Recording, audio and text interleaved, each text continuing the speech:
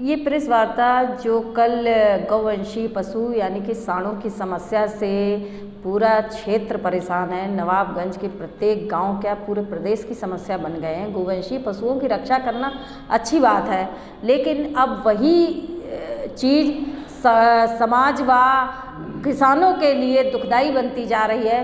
तो इसके लिए ये एक संस्था का 1 साल से अभियान चल रहा है कि सांडों की समस्या से प्रशासन को, शासन को अवगत करा रही है। प्रत्येक घटनाओं से संस्था अवगत करा रही थी। प्रशासन को 2 दिन से बराबर प्रशासन के संपर्क में थी कि ये बहुत मात्रा में हो गए हैं। प्रशासन इनको कहीं किसी गौशाला में सुरक्षित ढंग से इनको रखवाए, उनके खाने पीने का सही इंतजाम करे। तो जब नहीं प्रशासन ने सुना, तब संस्था को ये कदम उठाना पड़ा और संस्था ने सारे कार्य संवैधानिक तरीके से किए हैं और संवैधानिक तरीके से प्रशासन को पूरी सूचना थी इस बात की। और इसके अलावा सभी तरह से कोई भी कदम इसमें संस्था ने असंवैधानिक तरीके से नहीं किया था। और उसके बाद जब संस्था वहाँ इन ग्रामीण इतने आक्रोशित थे कि वो इंसानों से परेशान होकर वहाँ लेकर पहुँचे थे, तो उसके पश्चात पुलिस प्रशासन ने, यहाँ के स्थानीय प्रशासन यानी कि उप जिलाधिकारी महोदय ने उसके बावजूद भी वहाँ आना उचित नहीं समझा, किसानों की समस्या को सुनना उचित नहीं समझा और वो पूरे समय इस चीज़ से अनभिज्ञ बने रहे। इस समस्या से लगातार वो अनभिज्ञ बने रहना चाहते हैं, लेकिन अनभिज्ञ बने रहने से समस्या का समाधान नहीं हो जाता है।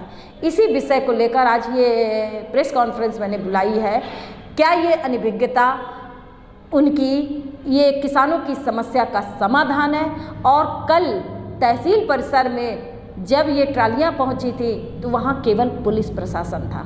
यानी कि कोई भी समस्या अगर किसान अपनी बताना चाह रहा है या संस्था जनता की आवाज़ बनकर उनके सामने उस समस्या को जब नहीं सुनते हैं तो अपने तरीके से बताना चाह रही है, संवैधानिक तरीके से बताना चाह रही है, उसके बावजूद भी पुलिस प्रशासन को आगे कर दिया जाता है।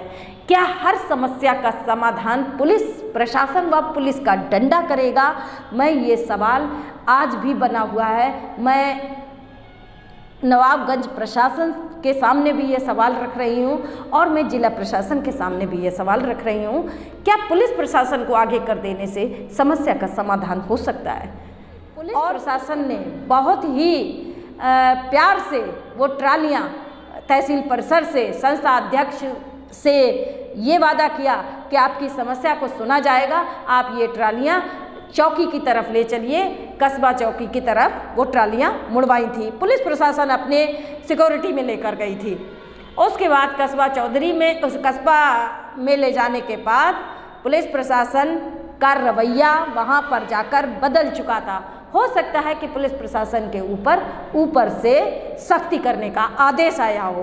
पुलिस प्रशासन ने कहा कि आपके ऊपर मुकदमा दर्ज किया जाएगा, किसानों के ऊपर मुकदमा दर्ज किया जाएगा और गाड़ियां सब सीज कर दी जाएंगी।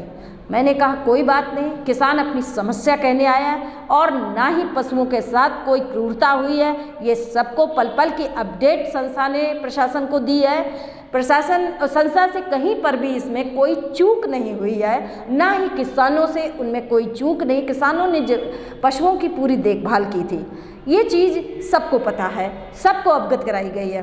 उसके पश्चात वहाँ पर पुलिस प्रशासन ने कहा कि इन पशुओं को वापस जहाँ से लाए हैं वहाँ ले जाया जाए। तो संस्था ने कहा कि ये पशु वापस वहाँ नहीं जाएंगे। सिर्फ संस्था का ही नहीं, ये किसानों का भी कहना था कि वापस नहीं जाएंगे वहाँ पर, इन्हें गौशाला सुरक्षित स्थान पे पहुँचाया जाए, ये हमारी मांग थी। उसके पश्चात पुलिस प्रशासन ने अपने कब्जे में ट्रालियाँ लेकर उनको वापस जो है कहने लगे कि हम इन्हें गौशाला ले जा रहे हैं। अच्छी बात है, पुलिस प्रशासन ने उसमें सहयोग किया और उनको ट्रालियों को लेकर गौशाला में उन्हें पशुओं को छोड़ा गया। उसके पश्चात वापस आकर पुलिस प्रशासन ने किसानों की दोनों ट्रालियाँ सीज कर दी। आखिर किसानों की समस्या को सुना भी नहीं जा रहा है, किसानों की समस्या की तरफ देखा भी नहीं जा रहा है और उसके पश्चात किसानों की दोनों ट्रालियों के ऊपर एक लंबा जुर्माना, एक लंबा चालान किया गया।